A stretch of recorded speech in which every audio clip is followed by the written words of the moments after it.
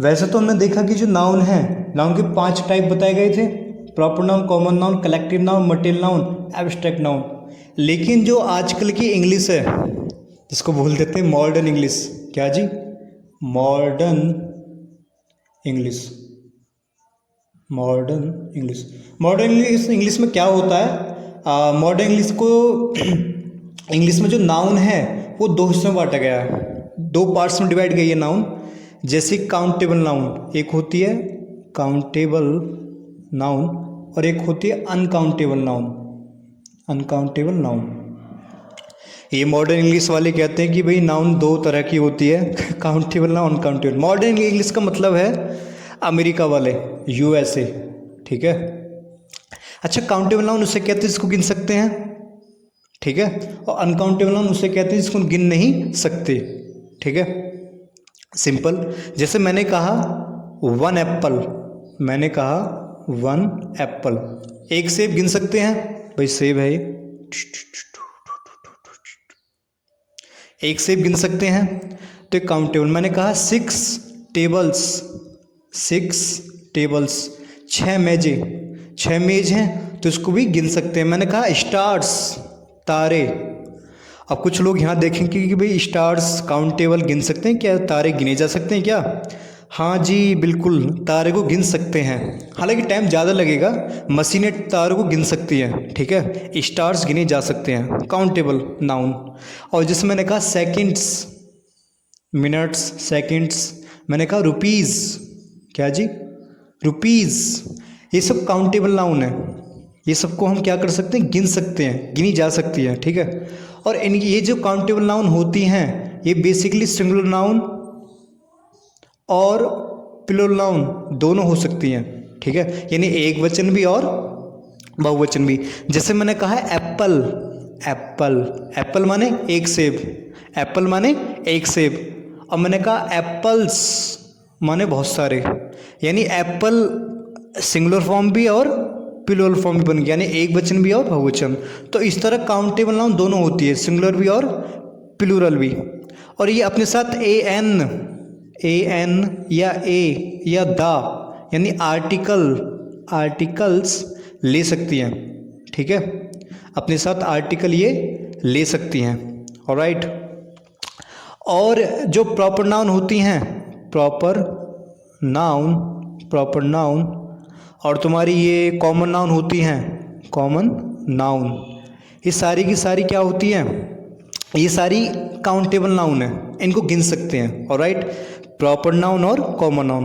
Proper noun में तो बताया था, जैसे कि सलमान खान, कॉमन नाउन मतलब एक्टर, ठीक है, तो ये सब काउंटेबल नाउन है। अब अनकाउंटेबल देख लेते हैं। अनकाउंटेबल नाउन उसे कहते हैं जो गिन नहीं सकते, जिनको गिनी नहीं जा सकती, ठीक है। जैसे मैंने कहा मनी, क्या कहा, मनी, मनी माने पैसा, पैसा नहीं गिन सकते आप। जैसे मान लो मेरे पास बहुत सारा पैसा है, मैंने कहा मेरे गले में बहुत सारा पैसा है, लेकिन ये नहीं पता चल रहा कितना पैसा पड़ा हुआ है, भाई 2 लाख है, 5 लाख है, 2.5 लाख है, 3 लाख है, कुछ भी हो सकता है, लेकिन यहाँ पता नहीं चल रहा कि भी कितना पैसा मेरे गले में है, ठीक है, तो ये अनकाउंटेबल नाउन है।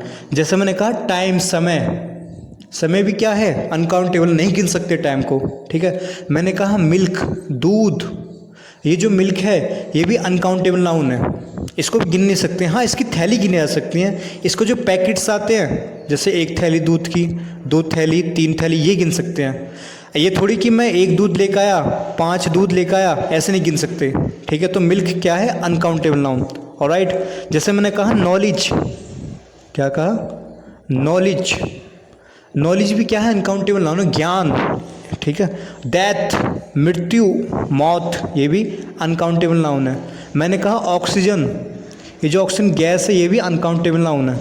मैंने कहा फर्नीचर, क्या, फर्नीचर, अक्सर लोग समझते हैं कि फर्नीचर्स भी होता है, तुम इसमें एस नहीं लगा सकते फर्नीचर्स में, ऐसे नहीं कि तुम बोलो कि भाई एस लगा दो, नहीं, फर्नीचर का, ठीक है, ये अनकाउंटेबल नाउन है, फर्नीचर।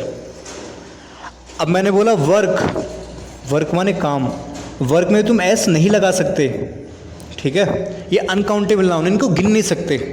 हालांकि अगर तुम्हें बनाना है इसको सिंगुलर या प्लूरल, एक वचन या बहुवचन को बनाना है तुम्हें, तो उसमें कुछ शब्द जोड़ सकते हैं, वो हम आगे बताएंगे कौन कौन से शब्द जोड़ सकते हैं। मैंने बोला ब्रेड, क्या बोला? ब्रेड। ये नहीं कि ब्रेड्स, गलत, ऐसा हटाओ, ब्रेड, रोटी का टुकड़ा, ब्रेड, ठीक है। तो ये सब ये अनकाउंटेबल नाउन है, सब क्या है? ये अनकाउंटेबल नाउन, इनको नहीं गिन सकते। ये जो अनकाउंटेबल नाउन होती हैं ये सामान्य सिंगुलर फॉर्म में यूज़ होती हैं, एक वचन में, ठीक है। एक वचन में सामान्यतः जनरली यूज़ किए जाते हैं, ठीक है। और अपने साथ ये दा लेती हैं, दा ले सकते अपने साथ, लेकिन ए और ए एन नहीं ले सकती, केवल अपने साथ दा लेंगे, ठीक है। अगर हम देखें कि जो काउंटेबल नाउन है, जैसे कलेक्टिव नाउन, कलेक्टिव नाउन, ठीक है, collective noun, material, material noun, abstract, abstract noun, ये सब काउंटेबल नाउन होती है, अनकाउंटेबल नाउन है। सब क्या है? अनकाउंटेबल नाउन, इनको गिन नहीं सकते, ठीक है। वही काउंटेबल नाउन कौन कौन से? प्रॉपर नाउन और कॉमन नाउन, ठीक है। यानी proper noun, common noun countable noun है, collective noun, material noun, abstract noun uncountable noun है, ठीक है। अगर हम बात करें हेयर की, किसकी? हेयर यानी बाल। अगर हम बात करें हेयर, HAIR, हेयर, तो ये जो हेयर है ये काउंटेबल है या अनकाउंटेबल है? तो बेसिकली ये दोनों हैं, ये काउंटेबल नाउन भी है और अनकाउंटेबल नाउन भी है, ठीक है। यानी वो गिन भी सकते और नहीं भी गिन सकते। जैसे कि मान लो मेरे पास एक बेड है, मेरे दोस्त का बेड है, वहाँ पर एक बाल पड़ा हुआ है, ठीक है, और दूसरा बेड है उसमें बहुत सारे बाल हैं। तो जो सिंगल बाल है इसको बोलेंगे a strand, a strand of hair, a strand of hair. अगर बहुत सारे बाल पड़े हुए हैं तो मैनी, मैनी लगा सकते हैं, वैसे सिंपल कह सकते हैं, या strands of hair, strands of hair, ठीक है। ए स्ट्रैंड ऑफ हेयर माने होता है a single, one single hair. इसका मतलब क्या होता है? वन सिंगल हेयर, यानी एक बाल पड़ा हुआ है। कितना पड़ा हुआ है जी? एक बाल। और इसका मतलब स्ट्रैंड्स ऑफ हेयर का मतलब होता है टू और मोर देन हेयर, यानी बहुत सारे बाल पड़े हुए हैं, ठीक है।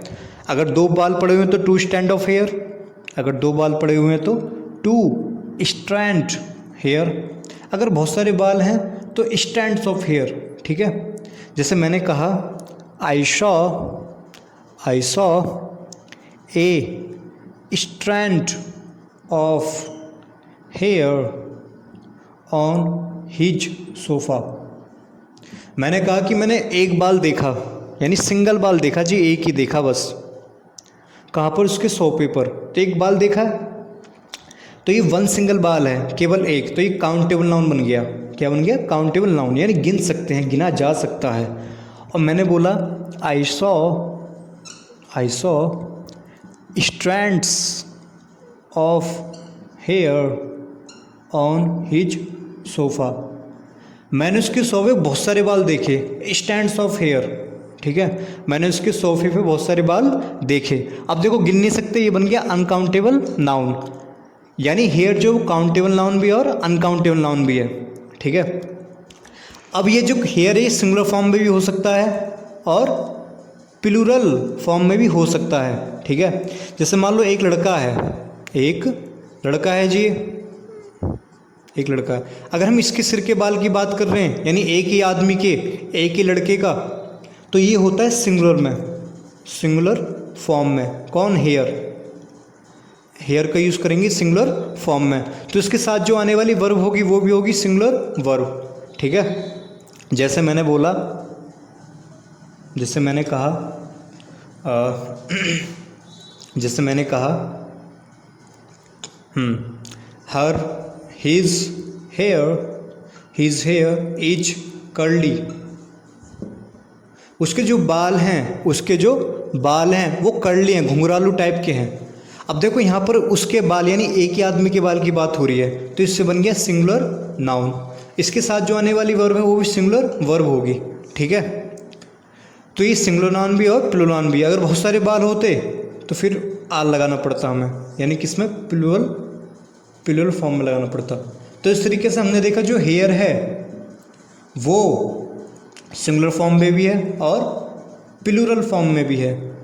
हेयर काउंटेबल नाउन भी है और अनकाउंटेबल नाउन भी है। ठीक है, ये मत करना कि प्लूरल बनाते समय इसमें एस लगा दो, एस तो लगा ही नहीं सकते, सेंटेंस बदल जाएगा। ठीक है, तो इस तरीके से ये मॉडर्न इंग्लिश में इंग्लिश को दो डिवाइड में बांटा गया है, एक है काउंटेबल नाउन और एक है अनकाउंटेबल नाउन। रानी होती है बस English is a queen, Rani.